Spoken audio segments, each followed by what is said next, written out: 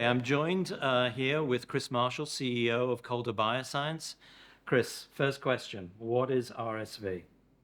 Uh, RSV is a respiratory virus, like the name says. It's the respiratory syncytial virus, and it's particularly infective. So it gets everyone by the time they're two.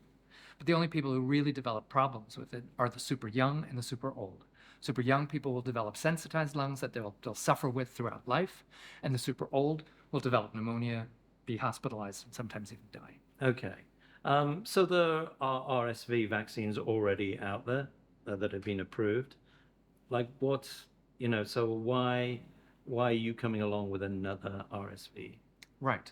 So the first set of vaccines have come through, and they've done a great job. But we've been able to see now that there are limits to what they can do, and because our technology allows us to improve the performance of the vaccine, we can come in with a bio better and actually solve problems that haven't been solved yet. Great. Okay. So how are you differentiated from these other RSV vaccines and your whole strategy that you have? Right. So the proof of principle was achieved by the NIH with what is called disulfide bonds, and these are bonds that are formed between two methionine side chains or whatever. But when we come in, we do dityrosine bonds, and they're much more easy to they're much more easily placed, so we can put them where we need them the most in the molecule. And then the dityrosine bond itself is a carbon-carbon bond, so it's really stable. So it really locks in the shape that we need the most. Okay.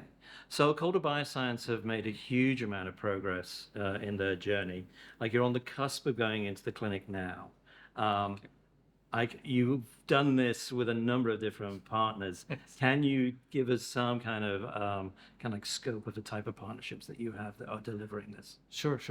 We started with funding from the Gates Foundation, and then we collaborated with the International AIDS Vaccine Initiative.